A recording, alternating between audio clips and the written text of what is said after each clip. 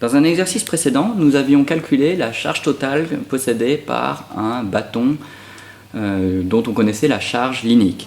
Ici, nous allons essayer de voir quel est le champ électrique qui sera créé par ce même type de distribution. C'est-à-dire qu'on a un bâton, alors ici je l'ai mis horizontal, de longueur 2L, ici, donc c'est un paramètre connu, et qui est chargé alors uniformément. On va simplifier les choses, on va dire que la charge linéique vaut lambda 0. Et on aimerait déterminer le champ électrique créé par ce type de distribution, pas n'importe où, parce que c'est un peu compliqué de faire le cas général, donc on va juste se contenter de déterminer le champ qui serait créé en un point M, situé sur l'axe horizontal en dehors du bâton. Donc il faut repérer un petit peu ce point M par une donnée, donc on va appeler la distance entre le centre O et le point M, on va appeler cette distance petit r. Voilà. Donc ce que l'on souhaite, c'est déterminer le champ électrique E créé en M par la distribution par le bâton. Donc, par le principe de superposition, on voit que ce champ électrique, c'est simplement la somme de tous les champs créés par chaque point du bâton. Donc on va écrire ça mathématiquement.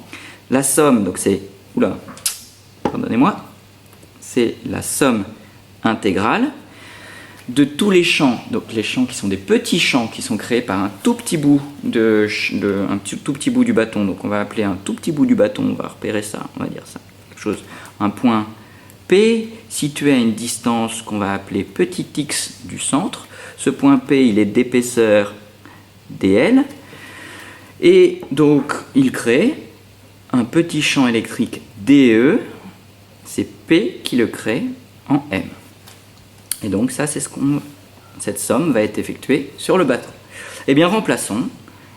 Remplaçons et donc déterminons le petit champ électrique DE créé par ce point P. Alors, DE, pourquoi est-ce que c'est un champ infiniment petit? Tout simplement parce que la charge qu'il contient est très petite. Elle vaut ce qu'on appelle dQ. C'est juste un nom, encore une fois. Alors, sauf qu'on peut simplifier ici. DE, c'est K que multiplie dQ divisé par la distance qui sépare le point P du point M au carré. Donc on va appeler ça juste PM au carré. Et puis il y a le vecteur unitaire UPM qui apparaît. Donc on a jusqu'à présent juste introduit des nouvelles lettres. Ce n'est pas des données de l'énoncé qu'on a utilisées. Donc il faut remplacer par des données de l'énoncé. Donc on continue, c'est la somme sur le bâton de K que multiplie dQ. Alors qu'est-ce que c'est que dQ? Alors on va se mettre à côté et puis on va essayer d'un petit peu d'écrire tout ce qu'on a. On a dQ, qu'est-ce que c'est? C'est la petite charge contenue dans une distribution linéique, donc on en revient au cours et voir que c'est tout simplement lambda que multiplie dl. Qu'est-ce que lambda dans le cas particulier de cet exercice? C'est une charge linéique constante qu'on a notée lambda 0, que multiplie dl. Alors dl, c'est un petit morceau du bâton, et je vous rappelle que quand on a un infinitésimal comme ça, il faut l'exprimer en fonction des infinitésimaux de base, ici, qui dépendent du choix de coordonnées, ici, donc les coordonnées cartésiennes, dx, dy, dz.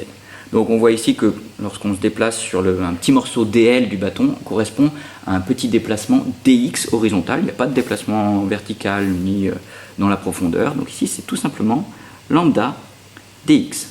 Voilà, nous avons exprimé dQ. Il nous faut exprimer PM. Qu'est-ce que c'est que PM? PM, c'est la distance qui sépare le point P du point M. On voit que pour aller de P à M, on se déplace de R, pas tout à fait de R en fait, de R moins X. Donc ici, PM, ce sera R moins X. Voilà, ce sont des données ou bien des variables de l'énoncé. Il reste quoi? Le vecteur unitaire UPM. UPM, qu'est-ce que c'est? C'est un vecteur unitaire qui part du point P vers le point M, et en fait on se rend compte ici que c'est un vecteur unitaire horizontal, et celui-ci s'appelle tout simplement, il a un petit nom, c'est UX. Et bien voilà, on peut remplacer, donc on a lambda 0 dx divisé par r moins x au carré, facteur du vecteur unitaire UX. Sortons de cette intégrale tout ce qui est constant, c'est-à-dire tout ce qui ne varie pas lorsque le point P se déplace le long du bâton. Eh bien, K est une constante évidemment, lambda 0 c'est constant.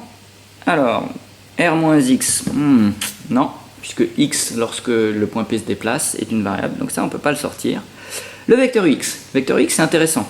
Vecteur X c'est un vecteur unitaire qui se déplace, qui est de norme, de direction et constante, et donc constante lorsque le point P se déplace le long du bâtonnet. Donc en fait c'est aussi une constante du point de vue de l'intégrale, on peut le sortir, et il reste donc à l'intérieur de l'intégrale simplement dx sur r-x au carré. On voit qu'on peut ici s'intéresser aux bornes de l'intégrale. Donc on voit que la variable qui change c'est x. Cette variable, lorsqu'on souhaite couvrir l'intégralité du bâton, varie de moins L jusqu'à plus L. Et voilà, il ne reste que des mathématiques. Et ici, les mathématiques, je vous invite à réviser un petit peu et voir qu'une primitive de 1 sur r-x, c'est tout simplement une primitive de 1 sur r-x au carré, c'est de la forme 1 sur u carré, et donc on peut simplifier et voir que la primitive c'est 1 sur r-x. Donc ça c'est des maths, je passe rapidement dessus. Je garde les bornes, moins L plus L. Et donc je fais un petit encadré à côté pour voir ce que ça fait ça.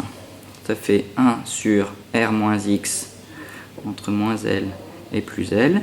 C'est égal à 1 sur r moins L moins 1 sur r plus L. Bon voilà.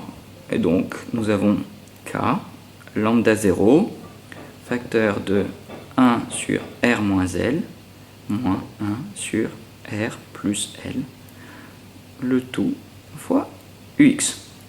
Ça, c'est le champ E créé au point M. Je pourrais aller plus loin, mettre tout ça sous une même fraction. Je ne vais pas le faire, je vais juste, parce que en fait, là j'ai terminé. Après, c'est faire des simplifications mathématiques qui sont intéressantes, mais que je ne vais pas détailler. Et ici, je vois donc que j'ai obtenu le champ électrique que je cherchais.